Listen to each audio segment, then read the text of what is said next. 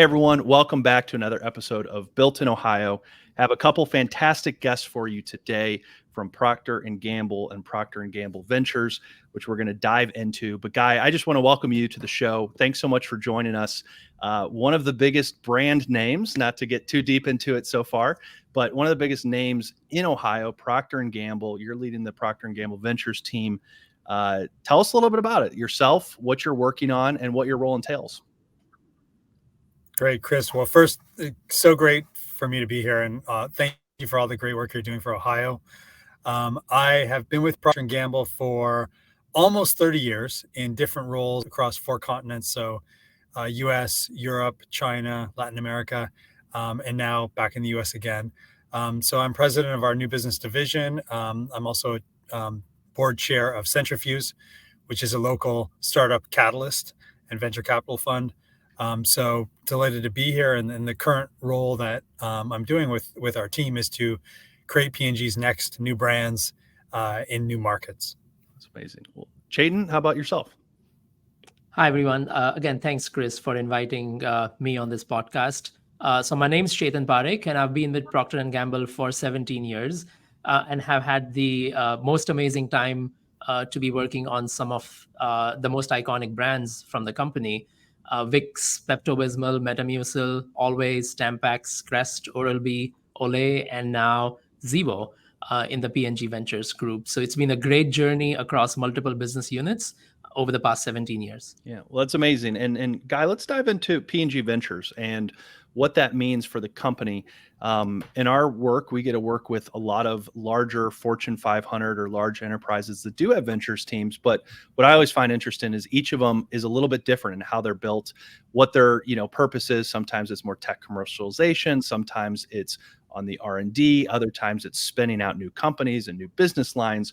So how does P&G, what does your ventures work look like? What does the team look like? This organization within the organization that you're running, how does it function and what does it do? You raise a great point. Almost every company has some type, especially these days, some type of a ventures organization and a new business organization.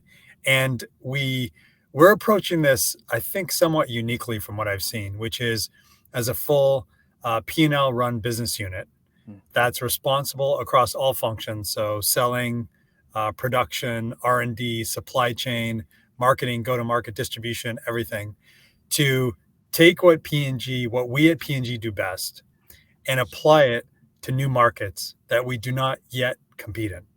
So our job in our group is to create the next new brands and new technologies that solve unmet consumer needs and enter categories which currently our company does not play in.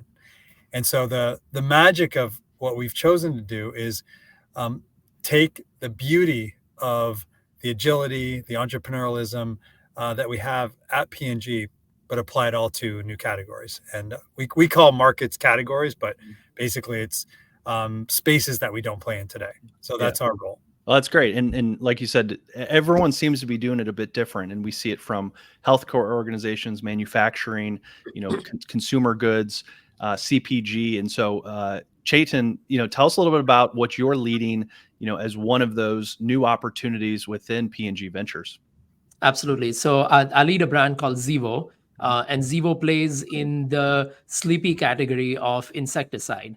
And the reason why I mentioned sleepy is while the category hasn't really grown and is a category that you would assume is not really exciting, there's just so much unmet consumer need for new and innovative solutions in this category that didn't really exist. And as a consequence, what we saw was a disengaged consumer. And despite continuing to have problems of facing insects and bugs at home, so that really had the seed of innovation behind it to say, what if we could transform this category behind unique, innovative solutions that actually gets consumers to participate in this category? And that is the opportunity that the team within the P&G Ventures group saw, and is something that we've really taken to heart, launched a brand, and now we are through a national expansion and growing rapidly and really trying to get to the heart of some of the fundamental consumer issues that we can help solve uniquely. And Guy, how do you think about it as the leader of P&G Ventures, these unmet consumer needs? And I presume in your space, there's probably just so many opportunities out there, and it's like, how do you boil the ocean? But how do you go about finding, sourcing, and then, for an organization, company as big as yours, I'm guessing there's a lot of thought and a lot of due diligence before you kind of go all in and you actually build out a brand and a business line. So how are you thinking about this in a space where I would think it's sometimes overwhelming looking at all the potentials and opportunities? That's a great question because, and we've been learning through this in different cycles. And where we've landed is that a lot of times when you operate a growth engine or a ventures engine, the temptation is to go fully into startup land. So run it like an incubation studio and basically test and learn on multiple ideas. And what we've learned is that the magic that we have as P&G is we have tremendous capability and core competencies in distribution, marketing, R&D. And that's the magic we have to bring to these new markets versus going fully into startup land and incubating 1,000 different ideas. Because in that case, it's very hard to get the depth we need, as Chetan said, to really understand what are the unmet needs that consumers are having in these categories. So the first and most important one is, as you said, we're super selective about which markets we go and we decide that we want to enter. They have to fit multiple criteria, one of which is real unmet needs that consumers are struggling with that are not solved today by the industry's products and propositions. The second is we can bring our core competencies as a company to these markets so we can add value because of some things that we do well. A third is that we truly see a big and sizable opportunity. And there's a few others that we look at. So when you really go through the criteria, not many make the cut. So that's one. We're very selective now, which is different than I think some ventures organizations take a different approach, which is much more around go for multiple ideas and incubate them and see what works. And this leads to the second principle, which is we really want to make this a place to shine for our people. So a place where you can come and have an amazing accelerator career and then go to maybe a more traditional assignment at P&G and have these incredible new business creation skills, general manager skills, because you have to look at the big picture, where you had to reinvent an industry and add tremendous value then to a business that we may have had for decades. So versus this is something separate. This is an acceleration opportunity for you to really develop your career. And then the third is constructive disruption. So what we're looking at is to really reinvent the markets and grow the markets. We'd like the whole pie to grow versus just taking share. So Chetan mentioned a great example that he and our Zevo team are doing an incredible job at, which is growing the entire segment so that everybody can win versus going in and trying to steal share from somebody. So being very selective, truly making this a place to shine where talent can have acceleration assignments. And then third is constructive disruption in the markets that we choose to play. And Guy, how much of the work is, talking internal and such a big, base of P&G employees and all these ideas? And kind of tying in a bit with your work at Cintrifuse, which is around the startup ecosystem. And what I love about this model, and since our work statewide, I see how all the different cities have tried to tackle this approach of growing a startup ecosystem, an entrepreneurial ecosystem that's healthy and vibrant because it's all connected. How, though, at P&G specifically, do you look at partnering or looking or acquisitions with other startups that are in the space, to kind of combine that with what you're doing in-house with the current roster of team members and the current ideas that are already within inside the tent? We have found that the power of partnerships is a huge how to win strategy for us, and because we don't want to grow ahead of our progress. We need to grow ahead oftentimes with our organization ahead of the progress we're making in market because we're working on the future. However, we don't want to grow too far ahead because we're learning as we go. And sometimes we're not sure which capabilities to build internally versus externally. So what we've done, and actually I'm going to ask, Chetan has a great example here, Chris, which if we have time, we can share. Please. Is we've created an ecosystem internally and externally that taps into existing capabilities. So for example, inside our company, we have incredible experience in how to grow markets by solving unmet needs in places like Swiffer, where we've done that with consumers, Dawn Dish Liquid, Native, which is a new brand in the deodorant and beauty care area, where we're doing phenomenal things that we can learn from. And that's our first port of call on how we can apply those learnings to new markets. The second, though, is that we want our team to have magnitudes of impact versus the resources that we have. So we tap into external entrepreneurs, external experts in these industries, because these are new markets for us.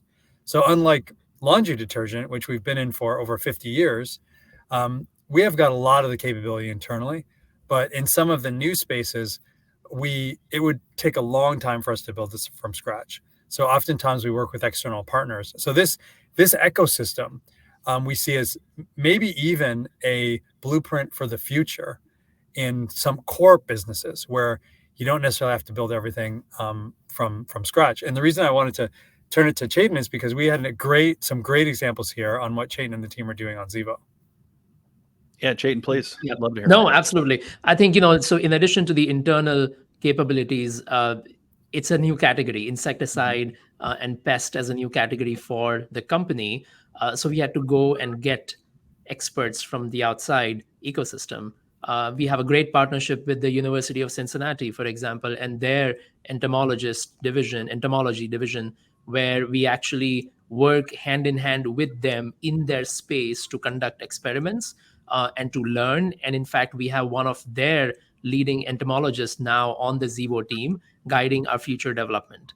Even from an overall supply chain standpoint, we have a number of external partners who we are working hand in hand to help us build capabilities in areas where we don't have.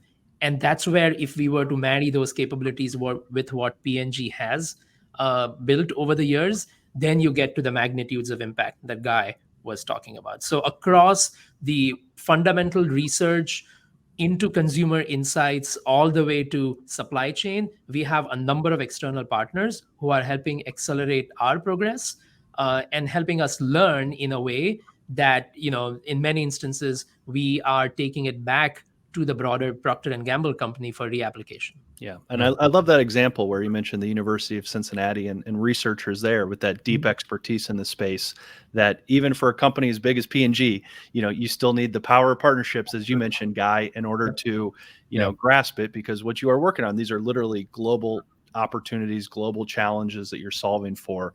And that's not to plug it, but a Built in Ohio story of an Ohio company and an Ohio university coming together. Absolutely. And as you said, building billion-dollar brands for the future that are going to be global brands right here at home. And Chetan doesn't fly to,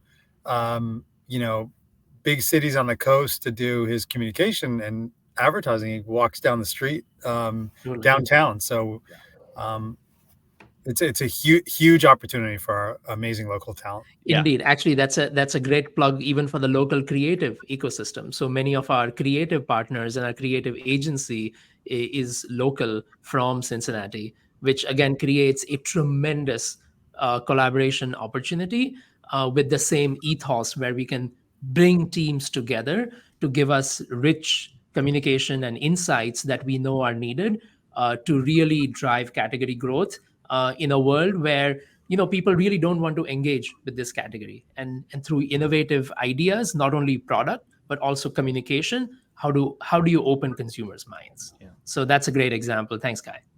Yeah, it absolutely, and I'm glad you mentioned the creative side and the marketing power that Cincinnati brings, which is no coincidence that it is also because of your all's company and P&G and the history and the ecosystem there. And that's one of those Ohio stories, or Cincinnati story, excuse me, that we see in different parts of the state. And I think of Youngstown and the history of manufacturing and They're trying to get really big into the EV space now, but it's based on the history and the legacy that that region has. Or Akron, because of Firestone and Goodyear being there, they are now one of the 31 federally designated tech hubs because they have landed a tech hub for polymers. And it's because of the University of Akron and the large or the large tire companies and their history there. And so looking at Cincinnati, the CPG space and the marketing and the creative side with the R&D, and you have universities, it's an incredible ecosystem story that, again, is there because of the company that you all are working for. But let's talk about next steps. Zevo has been around for a few years now, a couple years, growing, big opportunity, and a first new entry marketplace. So that is a huge investment and a huge deal in and of itself. But what does the next few years look like? What are the next steps for Zevo, and where are your all's eyes looking forward towards going? I can take a first crack at Zevo first, and then, Guy, I'll hand it over to you.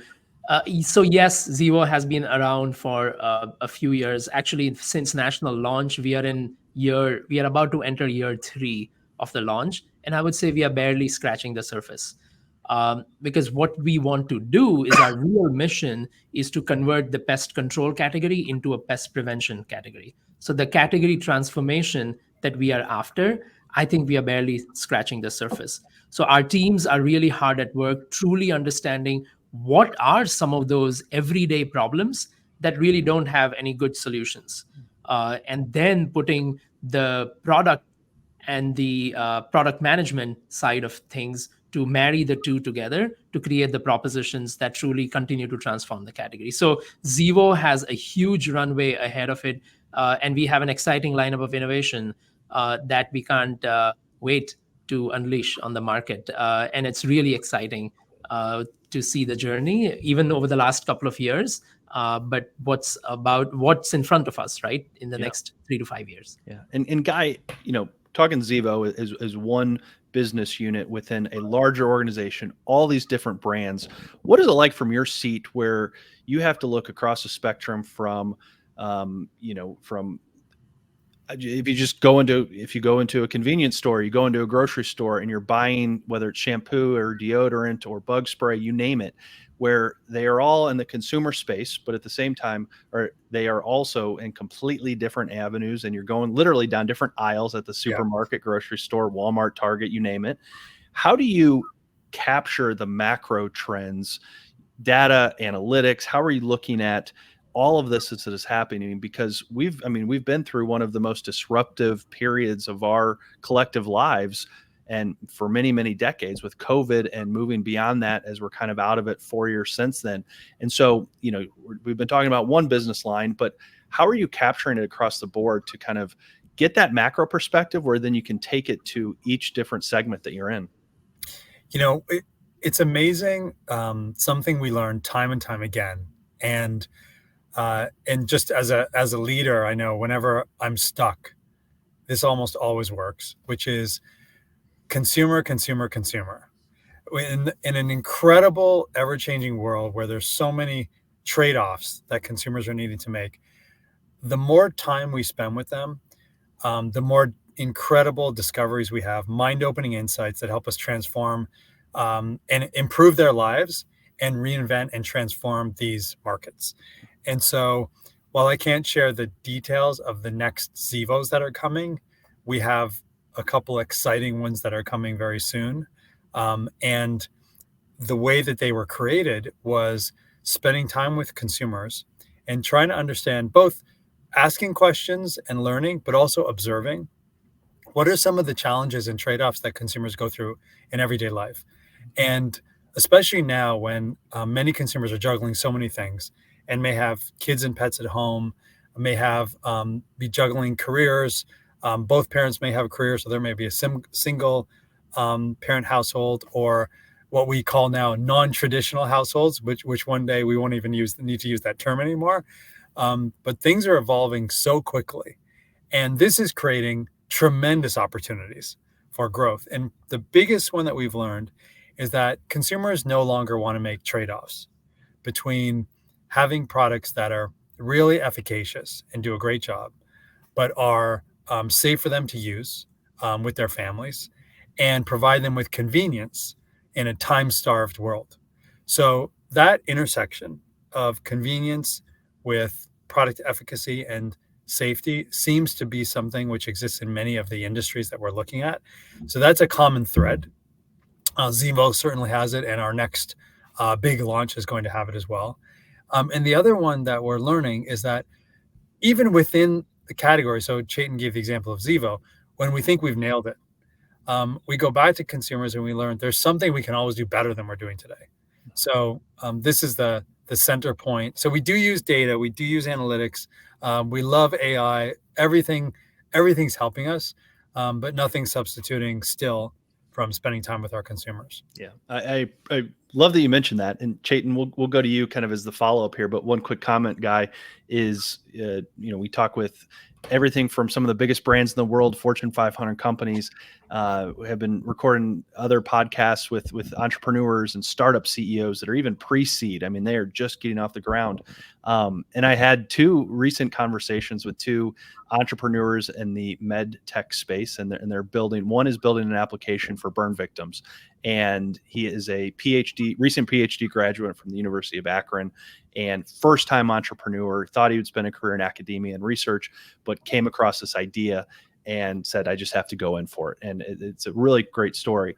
But I asked him, I was like, where have you been spending your first year with the company? Mm-hmm. And he said, just talking with potential customers, talking with doctors, talking with physicians, talking with hospital systems. He's like, the only focus has been around just talking with all of their potential customers and getting their feedback, because we can continue doing the R&D, this and that, but for how much money it costs and all the investment we have to put into it, if we get that wrong without talking to our customers first. And so I just find it, really remarkable that it doesn't matter if you're a small early stage startup in Ohio, one of the biggest brands in the world, it all comes back to customers. But Chetan, let's talk about, as you're building this out, something completely new, just a few years in existence, you're creating a category, which I presume is a lot different than if you're in a space like shampoo, which has been around and we all have opinions and our favorites, but how do you go about thinking about that customer discovery, figuring out what the real opportunities are from the people that potentially buy it when it is a new product line? So I think again, fundamentally, it starts with the consumer and understanding the consumer in context. So some of the most exciting times on the brand is when we have a subset of team that spends a week in Florida, for example, essentially spending the entire day through the course of an entire week with the consumers and all the ideas that they bring back. Because now it's not just about the product, but the product in context and how it's actually helping solve real life tensions. So that's the consumer insights piece. And then you marry that with some of the insights that you get from, our agencies from a trend standpoint. And what are some of the ways in which consumers are articulating their problems in a broader sense? And you start marrying them together and embedding some of those into your actual product development. And the last piece of orchestration obviously comes with our retailer partners. And truly, again, it's been a huge and eye-opening journey for me as well, is, the shampoo example. If you go to, say, a Walmart or a Target with a new type of shampoo, they have an instinctive understanding of what this is and how it will perform, because it's a daily use category and it's been around. Insecticides, on the other hand, they have been around for a while, but they've been relegated to the back of the store. So we've had to work with our retailer partners to jointly create plans to open each other's eyes really on the potential that this category has. So it's been a reinvention and changing in many instances their very philosophy on how they approach this category. So across this entire spectrum, we've had tremendous learnings. And again, putting consumer at the center allows you to create a winning story no matter what. Mm-hmm. Well, and you mentioned spending a week in Florida. As simple as it is, that's probably the heart of it, right? And Guy, to your point on, we all love these AI and data and analytics and all the buzz phrases and words, but it's spending a week in Florida and talking with people in real time and getting their feedback. So absolutely. And it's, it's not to skate over this point. It's not as easy as it sounds, because when there's one is spending time and the other one is interpreting not just what consumers are saying, but why they're doing what they're doing and how you can help them. And that interpretation can take a light bulb moment in a day. It could take weeks. I mean, it really depends on, so it's reflecting back. And if I can give an example that Chetan shared and the team shared with me, that it's just brilliant is, so one of the discoveries that they had was that consumers, big house flies are irritating, right? Nobody likes it. It's hard to get them. And, however, the fruit flies and gnats that are really small are almost impossible to get rid of, but they can get in your fruits, they can get in your food, everything. And so Chetan and the team designed this flying insect trap that plugs into the wall that has a UV light and technology which attracts those flies. And when you see, and it doesn't use chemicals, it attracts them with light. And so when you see how many flies it captures, consumers look at it and say, I had no idea I had that many flies in my house. And so it's a great example of solving a consumer problem, but not necessarily having the consumer design it, because it's hard for them to articulate even, what this means. But taking that problem from the consumer and taking the burden of solving it on yourself and then providing the solution so that they don't have to worry about it. So I thought that was a great example from Zevo. Well, that's terrific. Well, I want to talk a little bit about Guy Cintrifuse, which you are the chairman of. And again, I mentioned briefly earlier, but as we work across the state, and we also have partners in states across the country, and it's always interesting to see what's happening in Oregon or Arizona or Chetan, I know you went to Yale. I was just there for a conference where we were talking about ecosystems and entrepreneurs and startups and tech. But Guy, maybe tell us a little bit about Cintrifuse, what it is, because I think it is a very unique model and one that I don't know of a model quite like it anywhere else that I can think of. And I think it's a real testament to this ecosystem, the power of partnership we were talking about earlier, where big co's and startups and academia are all coming together to advance regions, and in this case, Cincinnati and Southwestern Ohio. We think it's a tremendous opportunity and a great model. And we believe as P&G, we believe in being a force for good and a force for growth. And we believe that they really must intersect, because whenever we do something with positive intention, but we don't link it to growing the business and growing the ecosystem or growing the economy in some way, oftentimes we find it's unsustainable. But when we can do it intertwined, where they both feed into each other, it has a much bigger impact on the good that we're trying to create. So a great example of this is with Cintrifuse. So this is a public-private startup catalyst and venture fund where we invest, and P&G is one of the investors. A number of companies, great company partners that we have in Cincinnati and the greater area investors. So we invest in a fund which disproportionately serves local startups and local entrepreneurs. So that's one element to it. Now, it also gives a return, which is great for the companies investing.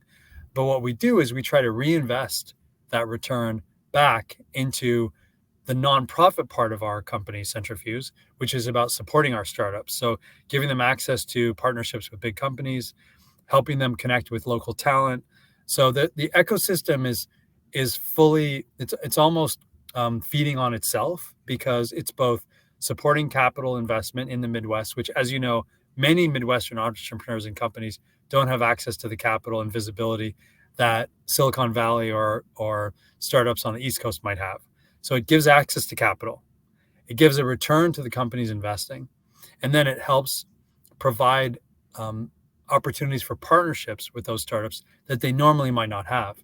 And a great example that I've used many times here is 80 Acres Farms, which is a tremendous example of a startup created right here in Ohio that's doing vertical farming, which is providing more sustainable farming, dramatically more sustainable farming, with incredibly high quality tasting fruits and vegetables.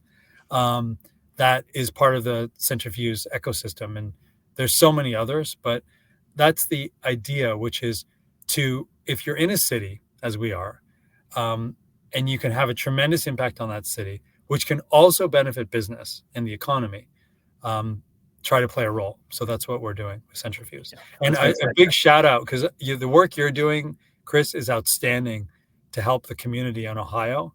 And so many partners. Chetan mentioned UC, University of Cincinnati is on our board. Mayor Aftab in Cincinnati is on our board. Cincinnati Reds. So we have tremendous partners that are supporting us. Well, it's so important. And I think it, our work and whole thesis was, you have the vibrancies of these ecosystems: Cincinnati, Columbus, Cleveland.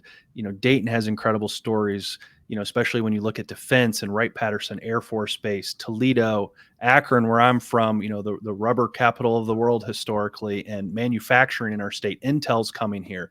But our state it's also very spread out. We are not like Atlanta, Georgia, Chicago, Illinois, Boston, Massachusetts, where there's one big city, and then everyone else is kind of not really focused in tech and innovation and kind of entrepreneurship in terms of competing for things like venture capital dollars. But if you go to the Bay Area, go from Palo Alto to Berkeley, stop in Cupertino and Mountain View and downtown San Francisco, that's not going to be a fun drive over the course of a day. You're going to spend a lot of traffic, spend a lot of $6 in a gallon of gas. How was that 2 days ago? I was in Cincinnati, a 90-minute door-to-door commute, downtown Cincinnati, where I live in Columbus, and it's two different markets, but it's still one state. So that's our whole thesis: is take what is happening in each of our cities. We've been talking CPG, but if you look at healthcare, Cincinnati Children's, University of Cincinnati Medical Center, go up to Cleveland Clinic, Ohio State Wexner. I mean, there's no better place in the world for healthcare than our state. And the same with manufacturing, and what you all have with again your work, and I know the airport and just the impact of Amazon and e-commerce. There's a big opportunity. We just got to think of it as a statewide one, and not always just what we're doing in Columbus or someone's doing it in a different part of the state. So that's a bit of my soapbox, but again, you all have this really fantastic Cintrifuse startup Cincy model that I think a lot of other communities across the U.S. and beyond could probably study for to have some success. But as we're going to kind of dive into the last portion of our show and conversation today, gentlemen, we ask all of our guests 3 questions. They're supposed to be fun. The answers can be short, they can be long, whatever you want to make of it. But the first one is, and Guy, we'll start with you, and then we'll just kind of keep doing a round robin. But the first one is, what is a challenge you're working to solve? So not necessarily the business thesis, but it could be something within business. It could be something personal. There's no right or wrong answer. So it's whatever you want to share, but Guy, we'll go with you first. A challenge you're working to solve. Chris, I'd say the biggest one is to accelerate my learning as a leader, continuously accelerate my personal learning as a leader. Is one of the easiest things when you go into a fully new region. So when I went to China or Europe or wherever, you're forced to just have a blank piece of paper and start learning culture, language, consumers, everything. So it forces you to do that. But when you're in your home region, oftentimes you take for granted how much you know. And I think it's so much more important as you get more senior to learn more and be a learning leader. I really value it, but I find myself always needing to remind myself, ask more questions, be mentored versus just mentor, and learn versus teach. So it's a muscle that I know I need to keep reminding myself. And I'd say that's the biggest challenge I'm going for, which is to not just continue, but accelerate my ability to be a learning leader. You have to be intentional about it, because intentional. I'm sure your day is quite busy, and here we are recording this at I won't say when, since it's going to be a recorded episode of what time of the day, but you look back at the end of the week when it's a Friday afternoon, and I'm sure how did it get to Friday already? And it's the weekend, and then everyone has family and personal stuff. So I think the intentionality of that is a powerful reminder for everyone. But Chetan, how about you? Absolutely. No, and I had a very similar one on the intentionality, but tied to my digital diet, right? And how do I very intentionally drive the focus on my digital diet to really maximize what the world has to offer, internet, all of these amazing resources, and the videos and the podcasts that you can listen to, while at the same time have enough time and energy on everything else in life. So that's a personal struggle and challenge that, I've constantly gone back and forth on. Yeah, that's a key, because you can very easily, especially in the morning or at night, look up and there's 30 minutes and you haven't done anything but doom scrolled for a while. And those that's 15 on those 15 newsletters that you subscribe to that right. each screaming at you to read them, Right. Yeah. Just yeah. Inbox zero doesn't happen too often when you keep hitting subscribe. So, second question is a book, podcast, or show. So Chetan, we'll start with you. This can be a read, listen, or watch, something fun, something technical for work. What's something that you're enjoying at the moment? Yeah, something I used to listen to a lot, but I've gone back to is How I Built This, the Guy Raz podcast. And actually, the interplay between both the podcast and his book, the How I Built This book, which is really fascinating because you can just open up any page or any chapter and you can have some really fun anecdotes, but great lessons that can be applied to my ongoing work for sure, but even broadly to kind of get a different perspective. Yeah, different industry sectors, types of leaders. Absolutely. You can pull something from everyone. But how about you, Guy? I'm going deep on nutrition right now and health. So I got to be honest, which is I'm listening to The Drive by Peter Attia. Oh yeah, and it's taking me down it's taking me down different rabbit holes each one I go down around. You are what you consume, and health and increasing health span versus lifespan. So do you have it there? Right. I just read that. Yeah. Right on. I love it. You can go pretty deep in that. So you can. Yeah. Talk about rabbit holes and but I need to get my 8 hours of sleep and zone 2 training, and tomorrow will be a weightlifting resistance day. All right. So final one, perfect Saturday, busy work week. No work is allowed. So you're doing a work detox, but what does a perfect Saturday look like? Chetan, we'll start with you, and Guy will wrap up with you. So to me, every Saturday is perfect just by being a Saturday. Right. I think so. I'll take every Saturday. It's again a time to connect both with yourself, your family, and friends. So that's my definition of a perfect Saturday is, leisurely go through the day, doing everything that is truly meaningful outside of work. Yeah, love it. Guy, how about you? I'm traveling a lot more now on Saturdays. So because my partner is in Seattle, and I'm based in Cincinnati. So I guess I'd say a perfect Saturday for me now is good news is I'm not traveling, because I usually do it on Friday nights or Thursday night, and I go back Sunday. So it's a day of not travel, but probably experiencing different parts of the US with her since we're long distance. So that's my perfect Saturday. Love it. And does Cincinnati have the direct to Seattle at least? Right. Yeah, absolutely. And she's from Cleveland actually, so she loves Cincinnati, and I keep telling her to come here and more. So well, I've taken the Columbus to Seattle on Alaska direct, and it makes us want more direct flights to long distance destinations. And I know Cincinnati just got the British Airways direct from CVG to Heathrow, and that's my sister and brother-in-law live in Cincinnati, and they took that over the holidays, and that's a lot better than connecting in Chicago and a 4-hour layover and all that. So yeah, absolutely. And Seattle's great. I'm not knocking Seattle. Seattle's great, but Cincinnati rocks. Absolutely. Well, gentlemen, thank you. I've very much enjoyed the conversation, learning more about what you all are doing, what you're building in Ohio. Fantastic story, and just really enjoy it. And so any final comments from either of you, or anything you want to leave the audience with? Chetan, anything from you? No, thank you. I think, as Guy mentioned earlier, it's been such an amazing journey, but to also see that there's intentionality behind the ecosystem, Cintrifuse and the work that you are doing at Ohio X. So it's really cool to see, and I can't wait to see what comes next. Yeah, absolutely. Guy? I just want to give a shout out to all of the leaders in our organization first. With new business unit, Procter Gamble Ventures, are just every day are just moving mountains. It's so hard to go and reinvent new markets. And they're just doing an incredible job. And we have one of our leaders, tremendous leaders right here with Chetan, and everything he and the team are doing on Zevo.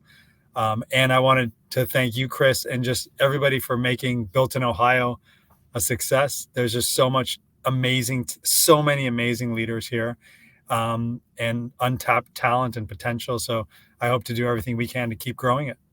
Absolutely. Ohio does not lack for the people, the companies, the ideas that are doing this work. We just have to get a little bit better at telling the story and connecting all of us within the state. But have loved this conversation. Again, thank you so much for joining us. Everyone listening, watching, thank you so much. We'll link some of the information we discussed today in the show notes. So please scroll down, take a look at it, follow these gentlemen on LinkedIn, continue to follow this work, because there's just, again, so much exciting innovation, technology happening in our state. And this was just the latest story. So everyone, thanks so much for listening. We really appreciate it. Have a good day. And until next time, we'll see you then. Bye-bye.